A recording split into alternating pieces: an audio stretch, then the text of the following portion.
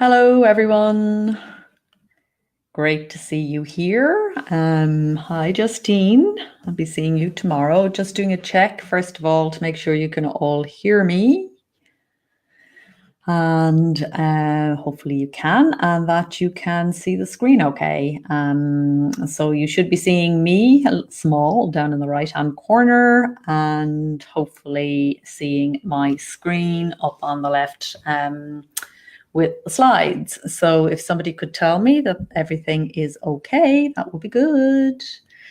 Yes, thank you, Lorna. Hi, Julie, Regina, Jas, good to see you here. Suzanne, brilliant. Okay, so we are ready to go, it seems. That is marvelous. So let's move away from next time and come back to today. So today we are looking at the sequence of creative business success again. And we are going to be working our way across the months. So we're going to be working our way on all of these various stages to success, and this is the recommended sequence. So those of you who are already well along, and I know that many of you are, this is an opportunity to go back and just make sure that you didn't miss a step along the way, or that it didn't, that you haven't neglected something that's important. So first of all, just for those of you who don't know me at all, I am Orna Ross, storyteller, mostly word lover, mainly creative connector, just also equally with all of that. I write novels and I write poetry, and I am director of the Alliance of Independent Authors and the Creativist Club. So essentially the creative entrepreneur stuff. I'm on a mission now to end creative poverty through self-publishing and creative business, helping people to establish digital micro businesses or adapt their existing business into digital scalable businesses that can actually see them get the commercial rewards that they deserve. And too many creatives are too poor in my estimation. So we're all about changing that.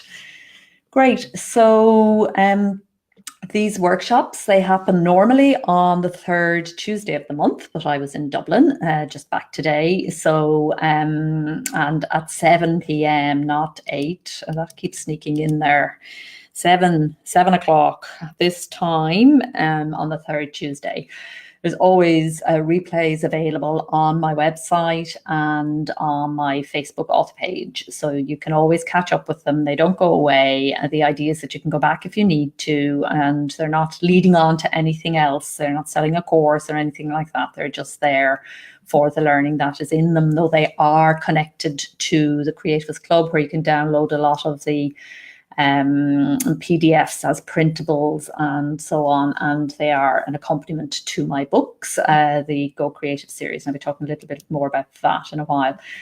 But the workshop, essentially, each month we take a different theme, and it's an opportunity for you to go a little bit deeper on something that might be bothering you about your business, or sharing something that's really worked for you, and tool, a technique, anything that's going on that might be of value to the other people here.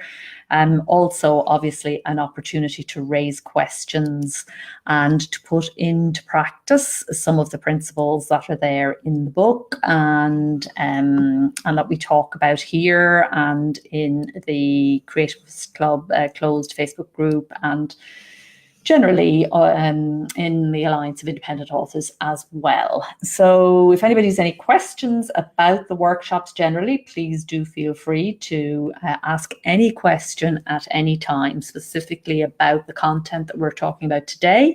But also if you're carrying over anything from last time, or if there's anything just bothering you, something you want to know an answer to, if I have an answer, I'll give it to you there and then. If I don't have an answer, we can go away and find things out for you from people.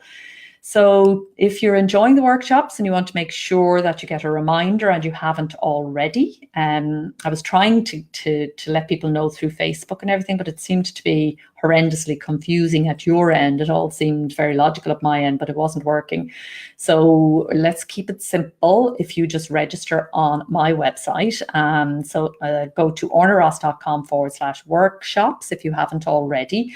If you got an email today, you're already on that list, so you don't need to do it. But if you didn't get an email today, you're not. And so if you want to go and sign up there, and you will get an alert 48 hours before the workshop is due to happen, and then another reminder 2 hours before. So it should be simple, and I hope it was easier for you to find your way here this evening, and welcome your comments about that, because I don't want it to be hard to find, obviously.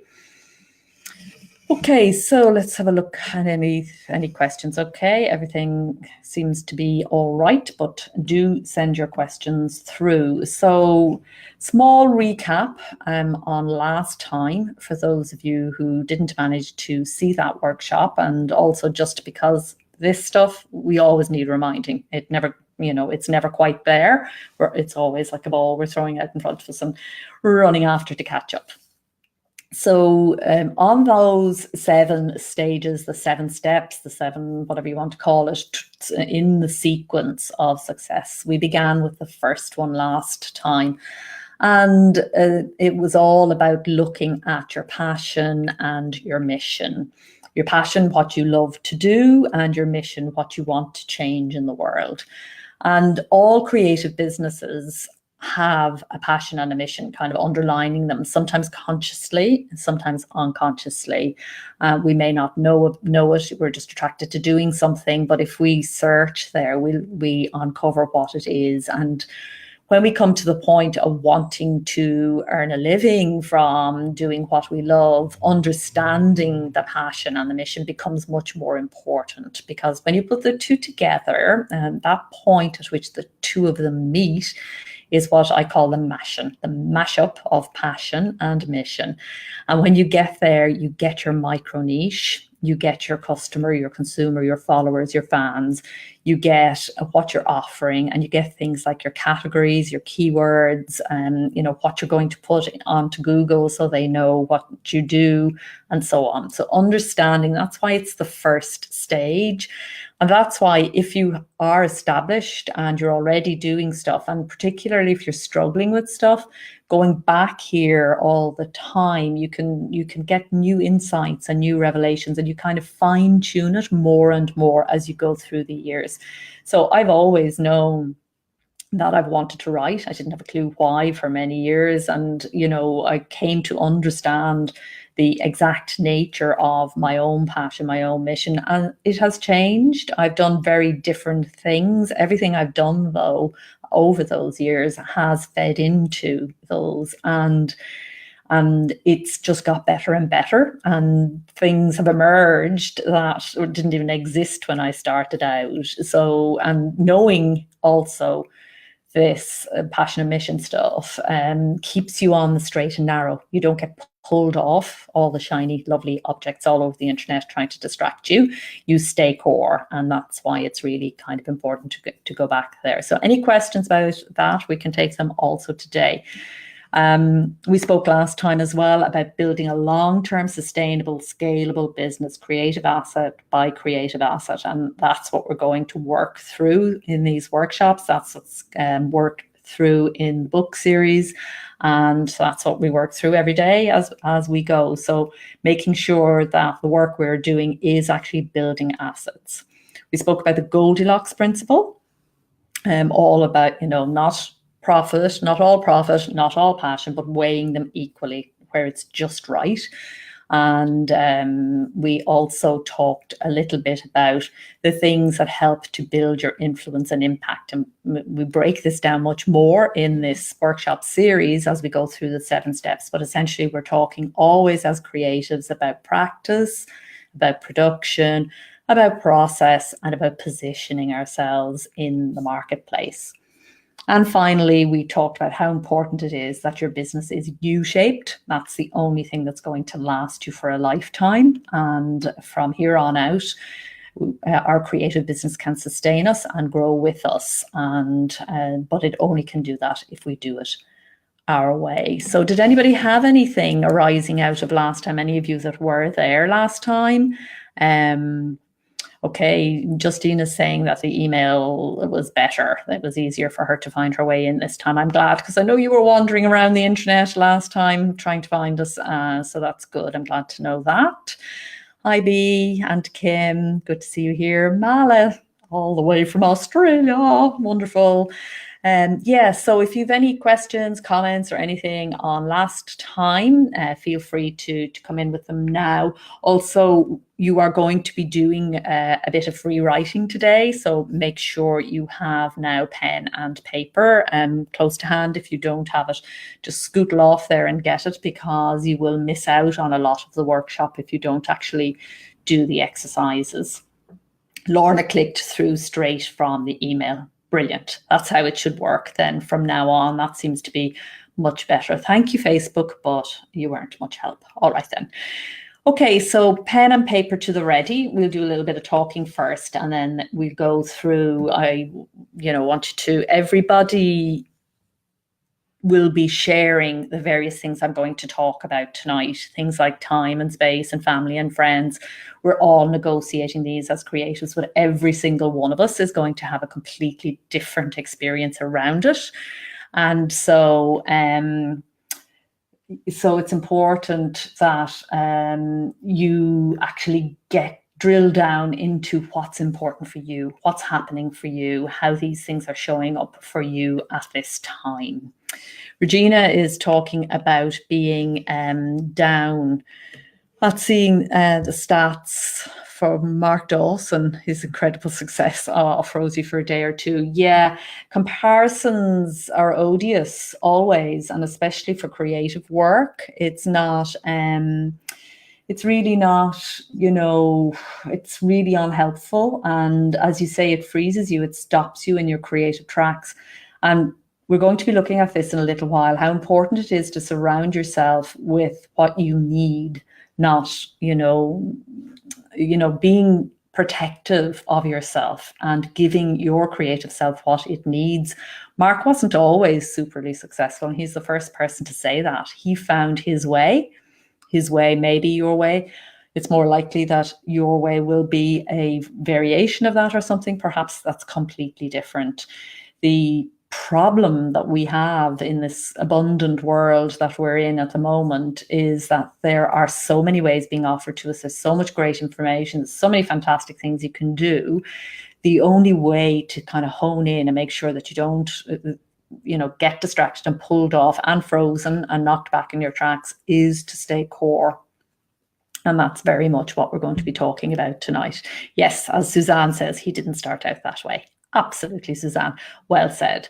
And Mark will be the first person to say that, and he shares hugely, how he got there, in the hope that it will help others. Okay, so Nick found the way from the newsletter. Thank you for generous offer. Yeah, it's great. We all love it. Okay, so let's start then thinking about, first of all, I think this is our most precious resource. And so let's look at this first of all, time. Okay, so time. Time is spoken about so much by people in business as if it is linear. And it always makes me kind of want to laugh. And I would laugh, except it's tragic, because it gives us completely the wrong impression, and it's really, really bad for us, and it makes us feel impoverished and tight and anxious, and essentially just puts a clenching fist around our creativity, because time isn't linear. I mean, one part of time is. So I call that clock time. Yes, there are 24 hours in the day, there are 60 minutes in an hour, and in that sense, and you were born on such and such a date, you're going to die on such and such a date. And in that sense, yes, time is linear, and time is limited.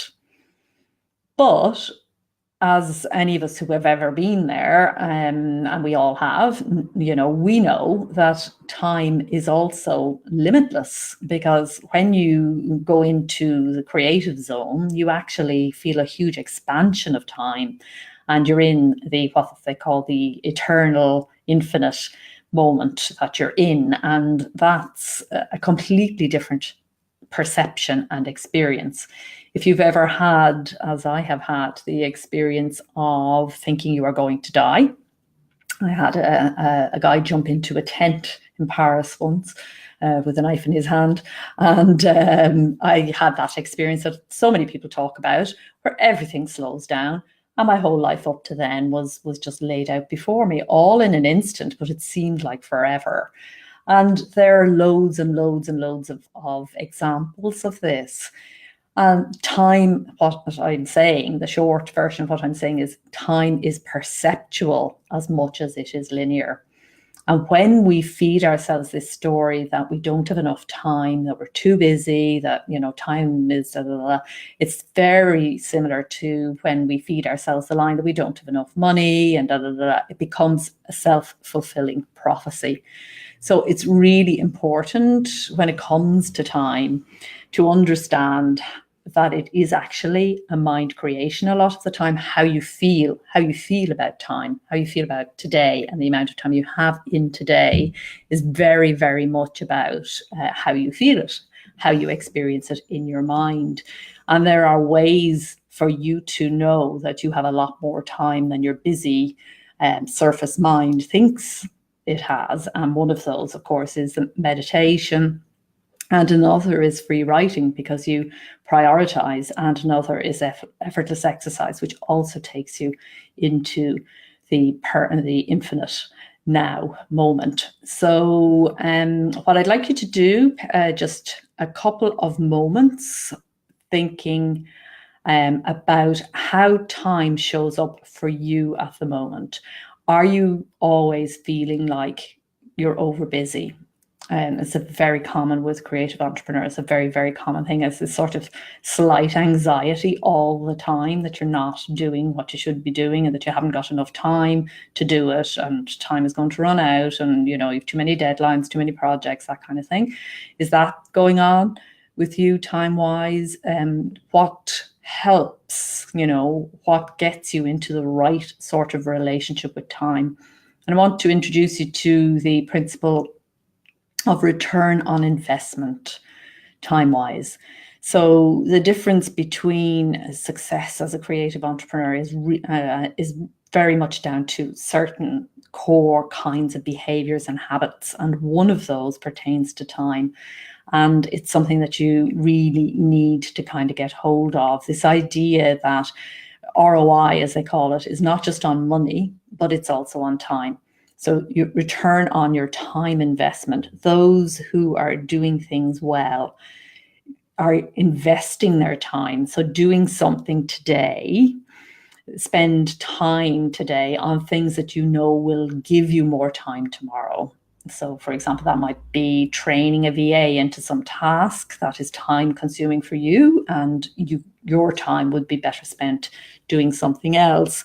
It might be making an evergreen product that you know can sell again and again and again, rather than investing your time in some chore or something that has to be done over and over and is never done.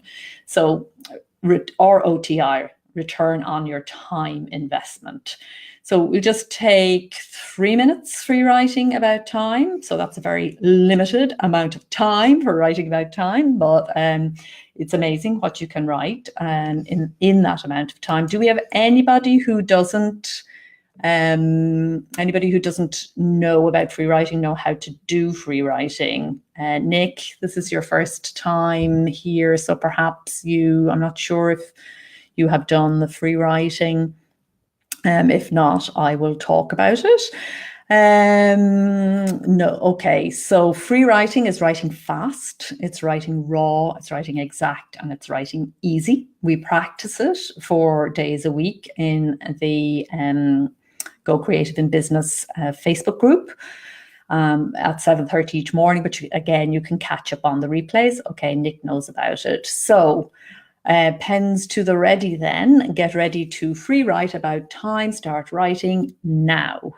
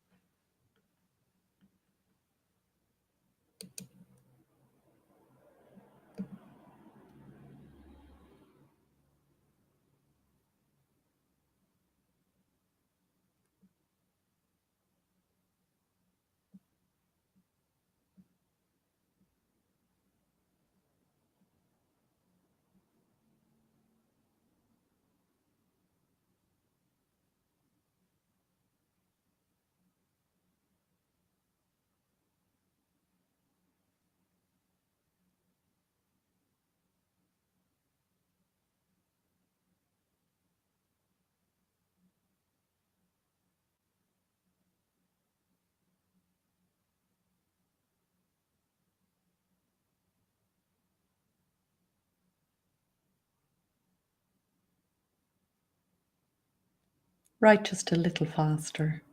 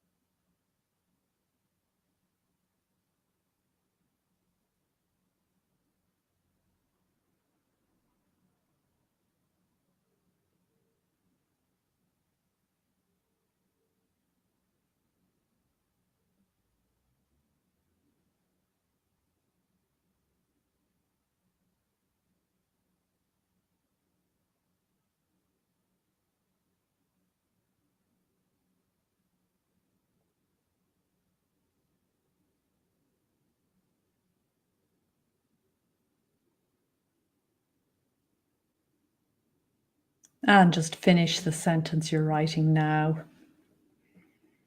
And put down your pen.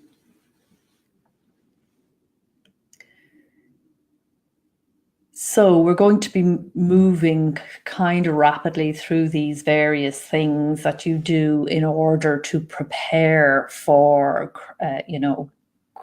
creative entrepreneurship, whether that is preparing for a whole lifetime of it, which is, what we're doing when we're talking about passion and mission and stuff like that, and also investigating our relationship with time, or else whether we are preparing just for the session that's coming up next. So we know that in our next session, we are going to work on ABC.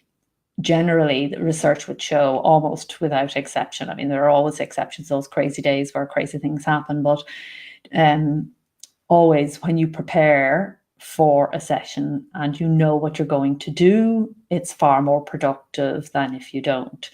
And the research is indicating that if you prepare by thinking about it as you end one session, before you start the next, you write down what you're going to do in that session. And then when you begin that next session, you write down again what you're going to do. So sometimes it'll be the same thing. Sometimes the fact that you've been away for a while, and particularly if you've slept on it overnight, the idea of what's going to happen in that session may well be refined. And doing it twice, I have found this has made a great difference in terms of productivity. It's one of those kind of mysterious ones, not quite sure why or how it works, but it does work. And the opposite thing, which is something that, we find ourselves doing, turning up, not really quite sure, on the way, getting distracted by a Facebook post, that kind of stuff, working out what we're going to do in the session while we're actually sitting there supposed to be doing it, and then finding that it's over and we haven't done anything, or we've done very little. So today I'm not talking about focus and productivity and all that kind of thing. I'm just talking about the simple act of preparing in advance for the session, but also preparing in advance for the business. So last comment there on time, which Justine just said, my friend said to me today, there are so many things to do and not enough time. I said, we can always make time to do the things we want to do. And we can. Very often it's not about time, it's about priorities. It's about what we're prioritizing. And whatever you're doing is the thing you've prioritized. So, be aware of that. What we talk about is not our priority necessarily. What we say is our priority is only revealed when we actually do it. So, yeah. Justine also mentions meditation, which I can't recommend highly enough, as people know, and certain meditations work better for creative minds than others. And again, we do practice a meditation together each morning, Monday to Thursday, for those of you who would like to join in on that. Suzanne is talking about having enough time, but not doing what she wants to be doing. I'd like to hear a little bit more about that, Suzanne, if you would.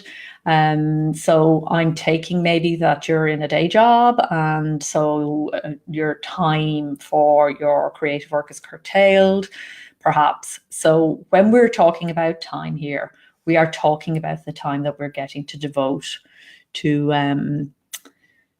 our stuff. So to devote to our creative business, to devote to our own stuff, not OPS as they call it, other people's stuff. So think about that. Bee's been getting up an hour earlier for the last 6 months. Go Bee. Yes, that really does help. I find early mornings are the most productive time for me, for sure. Regina spends too much time trying to decide which books to promote, when to network, whether to do a little bit of everything every day. And this is exactly brilliant. I'm delighted you raised that, Regina, because I think this is really, really common. And this is exactly what we're talking about now. You give yourself the preparation time to work that out in advance.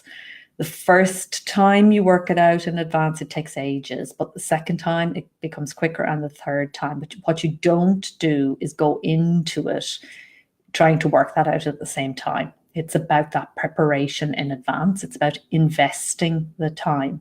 And you think about that time investment. I invest now in those decisions, offline as it were. I'm actually choosing my priorities, what I'm going to do, and so on. And what sort of return on investment, my investment in that time management, and I don't like the word time management, time creation, time allocation, time decisions, time priorities, what return on investment will I get? If it isn't going to be a great return on investment, first of all, have you worked out, like we talked about last week, that balancing of the profit and the passion? If have you worked out, have you profit-proofed it? We can end up doing a lot of things that actually don't yield an awful lot, either commercially or creatively. So before deciding that something is a priority and that you are going to invest time in it, make sure that it is something that does actually give you the return on investment creatively, the return on investment commercially that you deserve. And if you find that you're not sure, you haven't really worked it out, that's a sign that you need to do a bit more thinking and a bit more preparation on that. It can feel kind of frustrating maybe if you're anxious about getting on with the task, and that is the conventional anxiety stuff again. It's much more creatively satisfying and rewarding, and in the long term, so it can be hard to make yourself do it, but in the long term the payback is huge. So you're better off getting all these things sorted up front than spending 2 years doing something that doesn't actually work, or it doesn't yield, or yields a bit but not enough, or isn't yielding in quite the direction you want to go in. So thinking about that.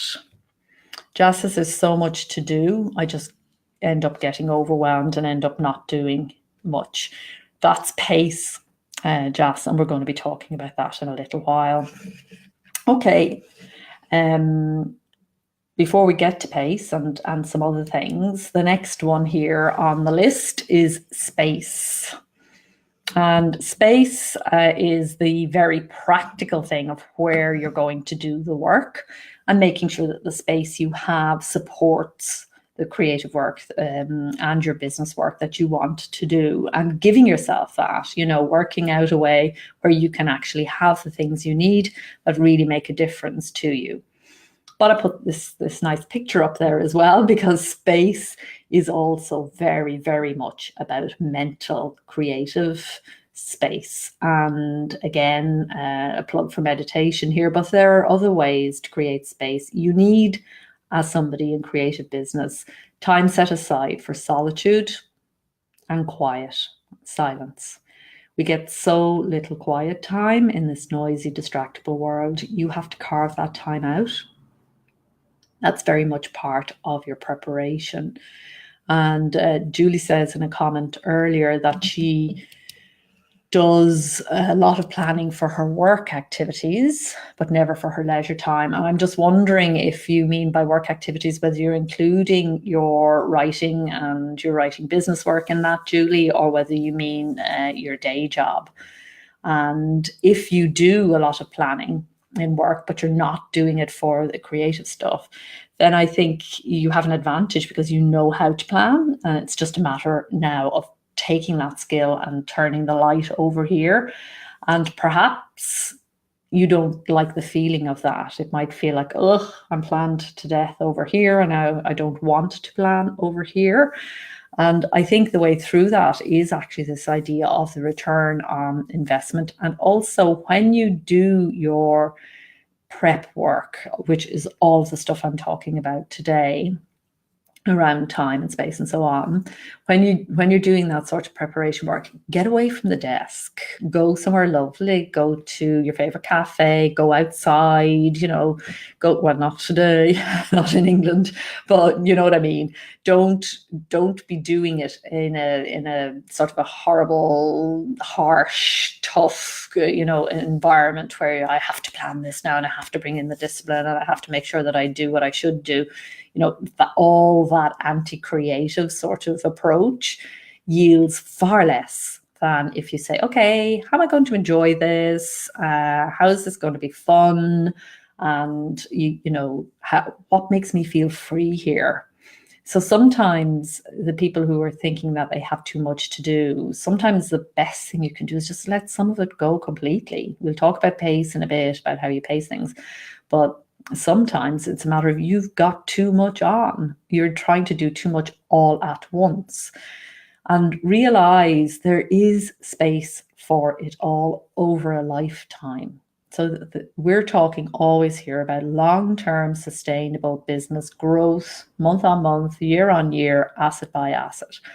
And, you can breathe, you can relax. You don't have to do everything now. You should only be doing the top priority now, and your days or your hours, however much time you have devoted to your creative work, should have a bit of space in there. Don't cram everything up together into this week, this month, because actually you'll get far less done in the end. Okay, Suzanne is talking about having a lot of unstructured time in each day. Day job only takes 2 or 3 hours. That's great.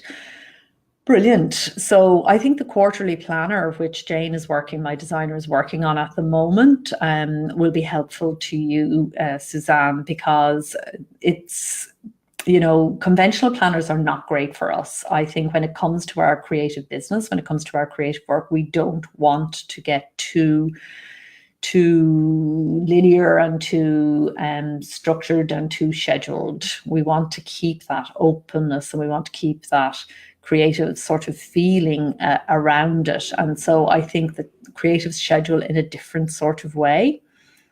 Nick finds her center when she goes for a beach walk on her own. That's lovely.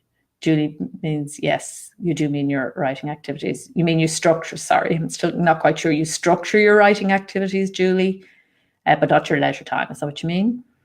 Justine is saying, this is making me think of my revision timetable. I feel like setting up a timetable for work tasks. I used to give myself an hour or so on each subject. Yeah, absolutely. Why not? If it feels good, if it feels helpful, definitely I would try it. And a lot of these things are about experimenting and seeing what works. Always, always we do it to see if it works. We don't just think about, maybe I should do this, maybe I should do that. We try it for 21 days. You can't get a clear picture until you've done something for 21 days. Then at the end of the 21 days, you review and you see, what have I learned from doing this in this new way? Is this a habit I want to keep going? No, but I learned ABC. Yes, I'm taking this forward into the rest of my business. So it's, that's the way to approach it. Otherwise, we're endlessly thinking, is this going to work? Is that going to work? And looking, seeking, hopping from one, in inverted commas, expert to another, looking for somebody to give us the golden answer, which only we have the answer to. I'm just going to bring B's comment up. She's addressing Suzanne, but I think she's addressing us all. For the last year, I started time blocking my calendar. To avoid burnout, I put personal time in first, then the work tasks go in. She works for herself, so she has more flexibility, but she has clients and deadlines, and there's always so much to do. Takes a walk each day to balance the screen time.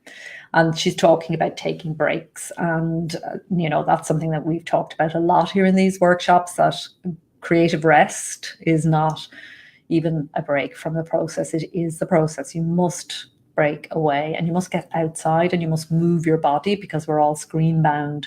It's really important to do that. And you get a huge amount creatively when you do that. It's really, really useful.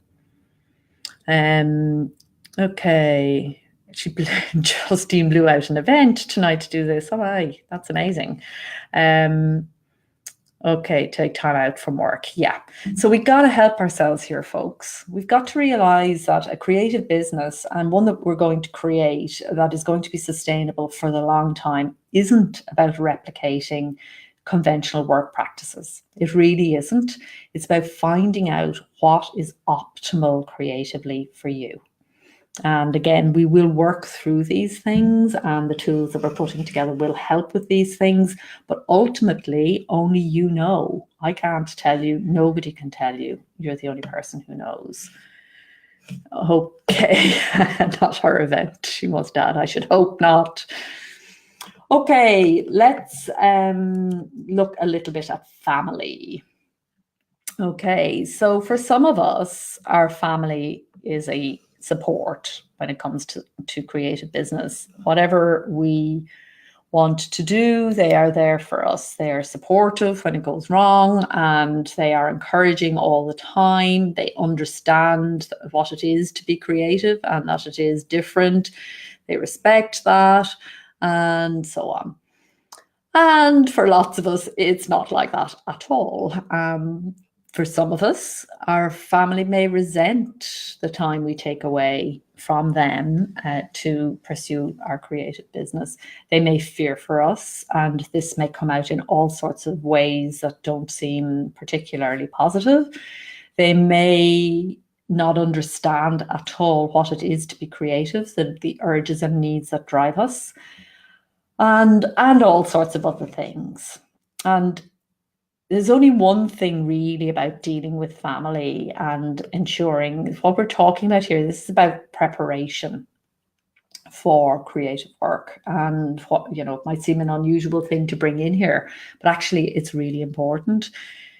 Preparing our families for what to expect. I think that's really, really key for a lot of us. Sometimes we're not really confident enough ourselves in what we're doing. We're fearful ourselves. We find it hard to self-identify as creative, maybe, or we find it hard to believe that we will make a success of this. And so their doubts and their worries and their fears can kind of feed off ours in a way that is really unhealthy. And the only person who can break this, again, is us.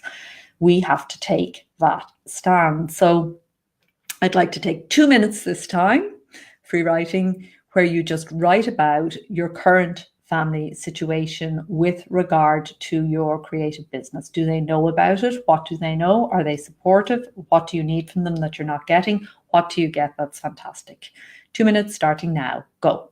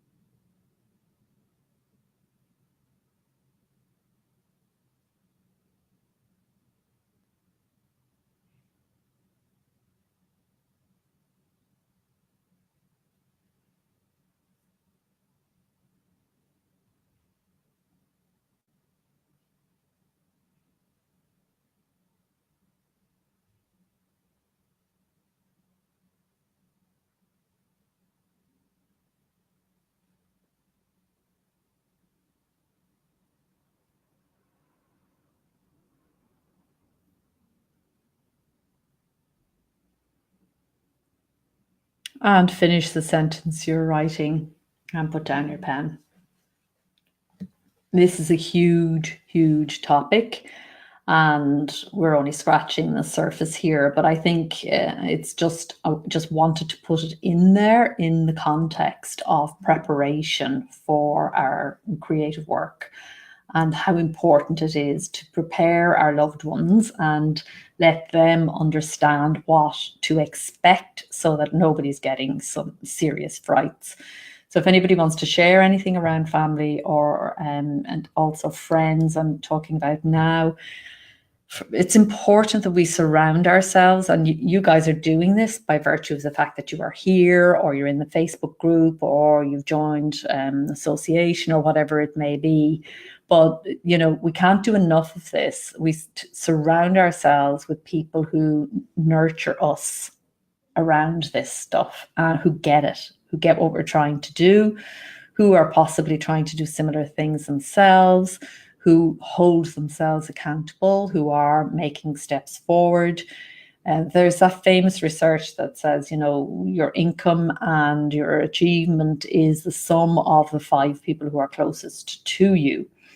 And, you know, it's problematic in lots of ways to think about things this way, but just as a useful tool to think for a moment about who those people are and, you know, how much they know about what you're doing. If you get firm around some of this stuff, if you actually start to, you know, if you have somebody, for example, in your friendship group who makes you feel, or if you have, you know, like we were talking about earlier at the beginning there, with Regina, if you're actually tapping into stuff online that may be useful in one way, but actually deflates you in another, well, you might have to think about letting that go for a while. You can go back when you're in a different place, maybe, or whatever. But it is very important to think about the people who are around you in terms of supporting this, because you don't need energy sappers around you. You need your creative energy to stay centered and focused. You don't need people who belittle or, who are smart about creatives or who don't get it or are trying to undermine it in any sort of way. Just let it go. And you can see them for other things, but make sure that you have people around you who get it and who support you. Okay, tools. Tools, again, is a huge topic, but I bring it up in terms of preparation, because having the right tools makes a huge difference. And the example I always cite here is speech to text, the difference that made in my life as a writer and how much better I was able to write and how much more writing I was able to get done just by having that tool. And there are so many fabulous digital tools now. Again, I think if there's something that really appeals to you, the 21-day rule is a good rule to give it a go for 21 days. See, does it actually, how comfortable are you with it? And if it isn't for you, letting it go. Get good recommendations from other people. I'm drawing together a list of recommended tools for writers and not so much the writing end of things, but the production and business end of things, and also for creative entrepreneurs generally. So if any of you have a big tools recommendation, I'd be really keen to hear that. Lots of our tools are digital. They allow us to be micro businesses, very light, very low cost. The kinds of suites that we have from the media, multimedia center that we carry in our pockets on our phones, to things that manage our finances and our processes. So Google Docs, we've got so many fantastic tools available to us that are free of charge. Again, the problem is not finding a good tool. It's about being overwhelmed by too many and not knowing which ones are best. So again, that's a discussion that I think we should be having in the Facebook group, and we will be doing that. And now pace. Pace is super important for creatives, and we often have just one pace, and that's not optimal. It's really not. The comment is obscuring the screen. Please can it be removed? Sorry, certainly. There you go. There's not a huge amount to see on the screen in terms of text, but there you go. Pace. So yeah, we often, as I said, approach things, we just have one pace and we do everything at the same pace, and that is not optimal for creatives. So when you're preparing your session, you should decide, is it going to be slow or is it going to be fast? And or sometimes it's going to be in between, but actually ask yourself slow or fast to start. So when we do free writing, for example, we do it as fast as we can. That gives us a certain effect. It gets beyond the thinking mind. It goes deeper into the subconscious. A flow is set up that is difficult when our thinking mind is too much in control. Some of the things I was talking about earlier is about slowing down. Meditation does that, but also just stepping away, slowing down, not feeling the gnaw of anxiety to keep on hurtling forward, to actually take times where you deliberately go very slowly, do things very slowly. When you do that, certain things rise up that are deeper, come from a more knowledgeable place than the person who's in a different pace, operating at a different pace. It also helps to remove that constant nagging feeling that you've never quite caught up by doing things at different paces and by doing them at a decided pace. The other thing to remember is that whatever work session you set up for yourself, it should have a starting time and a finishing time. And when you finish and you go and enjoy yourself. You don't keep going because you're on a roll. You actually finish with the sort of memo to self about what you're going to do next time, and then you walk away. It's really important to do that. Because if when we're on a roll, we do keep on going, we can deplete ourselves and we haven't got enough next time out. Hemingway used to call it leaving some ink in the well, which I think is a really, really good image for that. So think about your pace. Think about the most creative pace for you. What is it? So we have in the indie author community, we've got a lot of people who have really pushed their production pace to put out an awful lot more words faster. And some people have been really successful in doing that. For other people, trying to push the pace like that has had a detrimental effect on their the quality of the work. And it's by no means inevitable that it will do that, but some people have found that it does. In other words, it's like everything else in creativity. There is that perfect optimal place, which is yours. And you have to find that by experimentation and exploration. Again, nobody else can do that for you. So, okay, good. Julie likes this pace idea. So it's a simple thing. It's a huge thing. It makes a big difference when you get this right. So yeah, just experiment with this lots, play with it, have fun with it, have fun with speeding up and have fun with slowing down. Look for fun and freedom all the time, because whatever is light and free is actually more creative. It's more productive. You get richer stuff, you get better stuff. And so you have more fun and you get a better outcome. And that's why everybody wants to be more creative, but still we're kind of pushing ourselves in this relentless sort of way, which isn't creative at all. It doesn't lead to optimal creativity. And even if you feel you're a procrastinator and you don't work hard enough, or if you feel, oh my God, I overwork and I really need to stop, or my days are too full, or whatever, one way or the other, this applies. And finally, it's about thinking about our process. So we all have a process. There's a 7-stage creative process, which we talked about in another workshop. I'm not really referring to that so much here now as the process you have for getting your stuff out the door. Is it effective? Is it actually the best process you could have? Are there things you could do that would make it easier? Are there parts of it you could offload a little, so you keep parts that you like more? Does it all connect up properly? Do you have the right tools? Are they talking well to each other? It's well worth doing some time investment into getting your process right and getting very clear about it, taking any confusion out of it.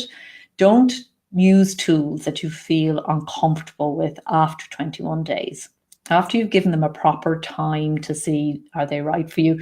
Some tools suit us better than others. It's well worth putting that time in to find out which ones are yours.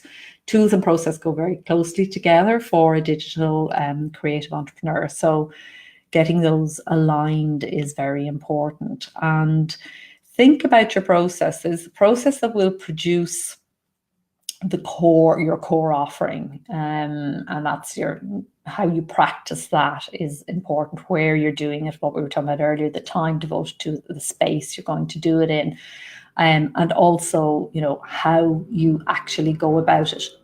Observe your process as if you were one of those time and motion guys from years ago, and break down how you do it, what you do. Just observe yourself for a while and see how the process works for you, and then just think about things that make it feel lighter, more free, more fun, more effective. And money, of course, the great resource. So very often if we're feeling harassed about time, we're feeling harassed about money, and it's the harassment itself creates the more of itself, if you like. So it is sort of worry in advance sometimes, where you're bringing it, bringing a future worry into now, or sometimes there are money things that are kind of weighing on you. And the process, the time, the space, the pace, all of these things that I've been talking about need to be considered in terms of money. And we will do a workshop purely on profit and on how important it is to think about your activities in terms of commercial profit as well as creative advancement. The two go hand in hand. It's like when you get the passion and the mission combining in a certain place, when you get the time and the money, the creative and the commercial working together. So when you consider an asset that you might be considering making, for example, you think about it in terms of the creative stuff, but you also think about it in terms of the commercial stuff. You think about its value to other people, who's going to buy it, how much they would spend on it, how you would put it together to make more money from it. These kinds of questions can actually change the shape of what you are going to put out there in a really positive way. Because if it doesn't have value for other people, if they're not prepared to exchange some money for it, then it may not be the best possible thing that you could put together. And it may well be creatively more rewarding to actually go with what is of more value to others. Yes, the reverse can happen. There can be just this creative impulse that you have to follow through. Never mind the money. You just got to do it. You don't know why it's coming up, and that's fine. I'm not saying those kinds of impulses, when they're real and when they're deep and they're honest and they're open and they're, truly felt, you go with those. And I'm not suggesting for a second that you wouldn't. But very often, we just decide we're going to do something. We don't have that great impulse. It's really much, I'd like to do such and such. And we don't think any more we don't profit proof it, and we don't think about the consumer of it enough. And we just kind of go and do it our way and put it out there, and then are disappointed when it doesn't get discovered, it doesn't reach people who want it.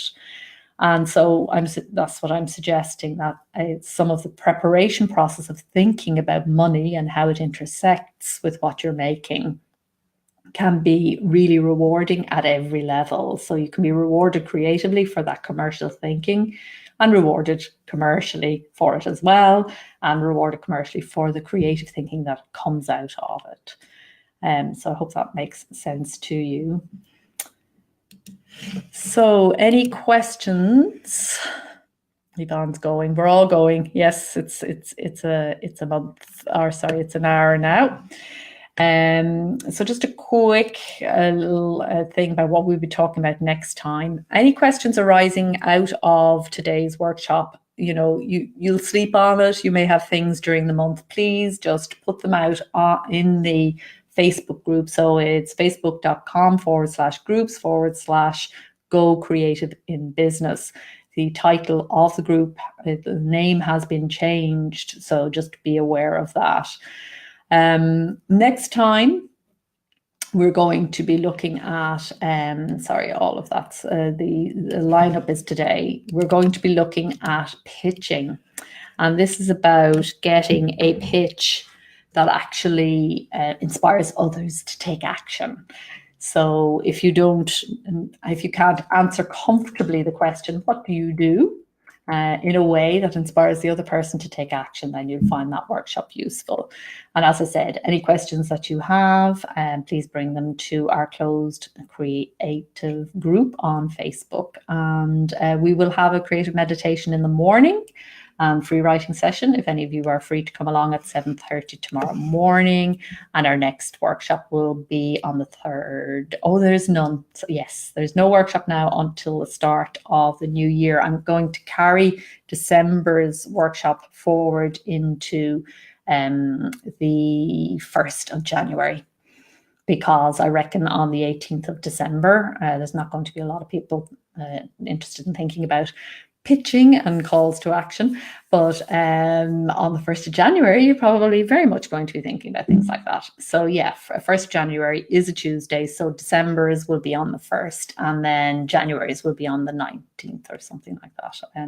Anyway, you will get your email, which will let you know. So thank you very much for coming along. And yeah, I hope some of that was useful for you in your own creative businesses. Take care now.